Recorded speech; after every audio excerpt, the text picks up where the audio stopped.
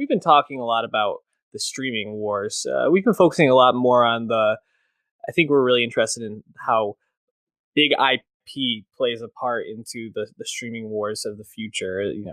Things like Lord of the Rings are coming out, and all the prequels to Game of Thrones, so to speak. But Apple today had one of their announcements, which they do this biannually.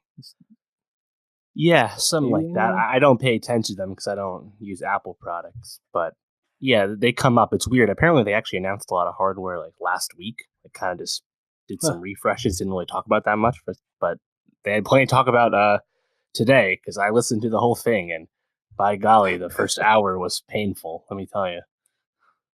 A lot of Apple doing some self-service to itself. All right, so yeah, we're talking about the Apple TV Plus. Explain all about what it is, all the Yeah. shows and stuff. Right? That's why we're talking about this. That's what we're interested in, as you were saying. But before that, they talked about Apple News. They talked about Apple Arcade. They talked about refreshes to Apple TV and Apple channels. And Apple as a company never fails to pretend they invented something that they didn't. And this time it was with Apple channels, which is cool. It's you're subscribed to ESPN Plus, you have normal cable still, you got Netflix, you got it all, right? Well, you can watch it all in this one place, and you can pick back up. It'll keep track of all your progress together. It's all there, one combined watch list. Sounds great. Except you can do that on Amazon Prime right now, dog. You didn't invent this, so stop presenting aggregation like it's some gift you're giving the world, So it's like, Yeah. they always find a way to cut their legs off with their messaging, and only so many people even recognize it. But God, it just annoys me so much. I saw a tweet where someone was like, "I love how Apple's walking us through like no one in their life has ever seen a streaming service. This is what the interface looks like. This is how you would move around and select a function. Like, who doesn't have Netflix that all of a sudden is like, oh, Apple TV Plus? Like, holy shit, I need this. Like, come on. So you use the cursor probably with your dominant hand if you want to be quick. Like, relax, guys, we get it. Give us a bit of a rundown about Apple TV Plus, though. Yeah, so the thing is, and if you saw my tweets, I'm disappointed in the announcement for a few reasons, which I'll get to, but we already knew about all these shows. I mean, they've been the casting announcements, the hirings, all this has been in the trades the past year plus. We've known about these shows, and then we've even known that they shot them already, almost all of them. So we knew what was coming immediately, but the questions were about what exactly is the service, how do you access it, what does it cost, when's it coming out, all that stuff, right? And you might be thinking to yourself, why do I need another streaming service? Why do I care? I have too many to watch. I have enough shit to watch as it is, which is totally correct for everyone. The thing that's interesting about Apple is that they have enough money to make enough original content at a rate that Netflix, Amazon, Disney can do. So they are truly a new player once they choose to operate that way. So that's why I'm so interested in what they're going to do. The thing is, they didn't actually announce anything we didn't already know about. All these shows, the Jennifer Aniston, Reese Witherspoon morning show, the Jason Momoa space or fantasy show, the Steven Spielberg show, the M. Night show, the J.J. Abrams show. We knew about all this already. It all sounds great. I'm sure most of it will be awesome. Sure. But we don't know when they're coming out. We just know the service is launching sometime in the fall, and it's ad free. You can download offline. Cool. We don't know how much it costs, and we also don't know if there's any kind of interfacing with how iTunes downloads work or movies you already own, the whole store in general. There's just a lot of questions about everything Apple does, and it is, as I said, Apple should be spending enough to be a big player. But right now, if they have all these shows from well-known auteurs and big actors, are they just HBO without all the other movies and back catalog that HBO has? Like, I don't know if you can get a lot of people to sign up with that, even if on the surface those shows sound exciting. So I was pretty disappointed. One big question I had was answered, though, and you can watch this new Apple TV service on this new Apple TV app, which will be coming out on smart TVs, Roku, and Amazon Fire Stick. So you can access this on non-Apple products, which was something I was concerned about. But then you think about it, it would make no sense for them to not open this up to as many people as possible. But ultimately, it was pretty underwhelming announcement because it was pretty bare bones. Yeah, and I feel like a lot of the people were kind of aware a lot of this was coming out. I think the sheer size of how many shows they're producing, shows and movies, and the people behind it. I mean, one shout out Steven Spielberg, like taking down Netflix and then like standing out there for Apple TV Yeah, Plus. fuck out of Uh, here, man. just a really interesting move. But I mean, we already knew about the morning show, which has Reese Witherspoon, Jennifer Aniston. But you know, they had, I think, Chris Evans was there, and he's doing a thriller show of some sort. He wasn't there, It, but he does have that show. Yeah. I think he was actually in the crowd, like he was Oh, sitting or and was he? watching. Was Oh, cool. Yeah, Nice. which is definitely interesting. They had what in the promo they showed Sofia Coppola, and Yep. she's doing a movie with Bill Murray, I believe, which is pretty interesting, reuniting. The Chris Evans show is Defending Jacob, by the way. There's a By Brooklyn Prince show. She was, of course, the mhm. young lead on the Florida Project. They got a lot of stuff. Um, Yeah, but it's just pretty interesting too. the overall future. Like, we know what Amazon is doing. We know they dropped $250 million just to have the right to spend more millions of dollars on Lord of the Rings, right? And Mhm. we know how they operate movies. They might be changing now. We have a good sense of how Amazon operates. Netflix, we know Netflix just spends more money than anyone and makes more stuff than anyone. We know that, and we know Mhm. Disney dominates the traditional film space and also has the most valuable back catalog. We're getting that later this year. We know what the other guys are doing, but Apple, Mhm. I'm still curious how long it's going to take them to scale up because the streaming wars are truly a game of scale. Um, but even if it's going to take some time, Warner Media, who owns HBO now, and we know they already want to scale up. You got to compete, and I think people like CBS need to step up, and Viacom, and Mhm. Comcast, of course. Like they all know it's all about the money game, and Apple, of course, has enough money that they can do it slowly if they so choose. I guess I Mhm. just kind of want them to flood the zone because that's how they would dominate or attempt to get to that point. You know. Yeah, two other interesting pieces to this. So the Disney acquisition of Fox and all that IP happened last week, Yep. and I believe Hulu is going to be a big beneficiary of this because I think that they're going to be getting a lot of properties from that in some way. If I remember reading that somewhere where they're going to be receiving some new shows or movies on Right. there.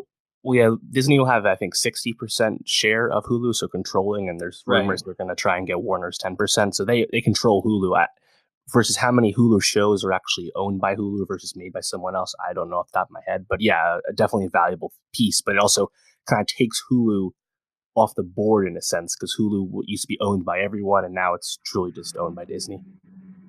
Right. I wonder if they would ever consider doing something like making Disney Plus a part of Hulu. Like you buy Hulu subscription, then if you add this on top of it, something along those lines. Regardless, I think that that's pretty interesting. Then Netflix had a site wide increase in subscription per month. I think it was only like $1 for most people. But I think Right. people are feeling the crunch of this, and people are really gearing up to be providing more content, higher levels of content as well. I guess I just wonder, like, when does this reach like a point where it's unsustainable? Because if you think about it, like, it's early now because we don't really know what Apple TV is going to look like exactly, but we have kind of like the bare bones, like you already kind of wonderfully laid out. But if I have to subscribe to Apple TV and Netflix and Hulu and Amazon Prime. Like, when am I? Who's actually going to be able to afford all these? Yeah, I think ultimately it comes down to if you care about live events enough. Like, Right. you can't have a traditional cable service if you're going to get all these streaming services, obviously. I use an antenna for like the network, so I can actually watch most live events legally for free. I Mm-hmm. recommend everyone do that if you live in a city where you get a good signal. Um, but yeah, I mean, the thing like you have to scale up to give people a reason to stay buying. I mean, there's stay subscribed. Clearly, no one's ever going to stop subscribing to Netflix the way they continue to make zeitgeisty shows out of thin air. Think of shows that aren't even that good, like You. They just catch on, Mm-hmm. and like Netflix can just have moments, have weekends that no Right. one else really can capture that way.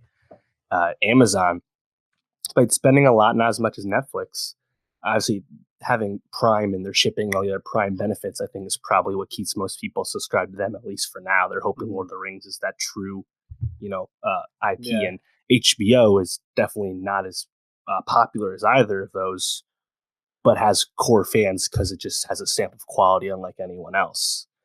But then, I mean, CBS All Access, AMC Premiere, all these smaller things, I just Mhm. don't see how, especially traditional cable channels, I don't see how they can survive. Luckily, FX is part of Disney now from the Fox deal, so FX Mhm. will be safe, Right. and we love FX. But yeah, Yeah. I think, I mean, people are going to make choices, and having Disney show up where you put that whole library, the Disney Vaults coming back, every family in America that has streaming services will have Disney Plus. It's non negotiable. Like they're just going to go for it. Right. I mean, families are used to getting forked over by having to buy movies outright or rent them all the time. They're used to paying a lot, so Disney Plus is going to save families money. Um, and yeah, I think Apple needs to spend a lot because people are not going to automatically sign up for them. There's only so many Yeah. dollars, only so many hours. It's fascinating. I have to imagine Apple's strategy has to be something like if you own an Apple product or buy an Apple product, something like that in the fall, like you get access to like or like a discounted price to their Mm, service to like just Apple get Music people or in. something. Yeah, and then you can from there once they have people who like the shows and have a connection to the streaming service will want to pay more when they can up the price in a year or two. But I have a feeling that a lot of these places have to start doing these bundles because like if you're gonna have to pay for like for example now Spotify and Hulu are connected together, you're gonna start seeing a lot of things like this, and I wouldn't even be surprised if like Disney made a move to make a partnership with Spotify since they now own Hulu. Like why not just kind of keep that bridge going where they're like, Right. here you get Spotify, you can get Disney Plus for a discounted price or something like that. So it's going to be a lot of that sort of stuff moving forward. It feels so unsustainable as they did like this arms race just gets higher and higher. The stakes are Sure. so high. Well, especially like someone like Netflix, where their whole business model is on getting more subscribers, and most of their growth is Mhm. out of the U.S. at this point. But they spend $13 billion a year right now. Like that's a huge amount, and maybe they will eventually scale that back once they have enough content they own. We've talked in the past about how they Yeah. have been canceling and just not investing in shows that they aren't making themselves, just because I Hmm. think long term it's not worth their time if they can actually own and control something forever in perpetuity. Hmm. But I think your point about the Hulu thing, I think specifically the Hulu Spotify bundle, which I take advantage of, I have a feeling that will go away once Disney uh, introduces the new Hulu, just because I feel like they'll just say we don't need this bundle. We'll bundle with ESPN Plus and Disney Plus. Why would we bundle with Spotify? So Right. I'm expecting that to go away. So take Hmm. advantage of it while you can. Uh, Another thing with Hmm. Apple, though, and I think this kind of leads up to their path to scale.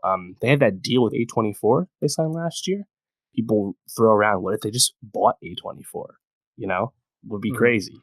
Um, the other hand, Sony, with Fox leaving the space, Sony is probably the most vulnerable of the major studios. Probably Sony and Lionsgate, Sony and Paramount. Hmm. Uh, People have long suggested, especially last year, Variety had a great piece about it. What if Apple just bought Sony Pictures?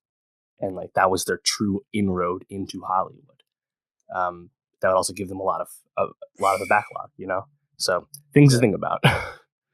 Definitely crazy, and it just makes the foresight of Netflix, I think, so impressive because they're seeing these established companies that are going to start these rival streaming services and already going to have all this IP and established movies that they don't have to pay for the rights for.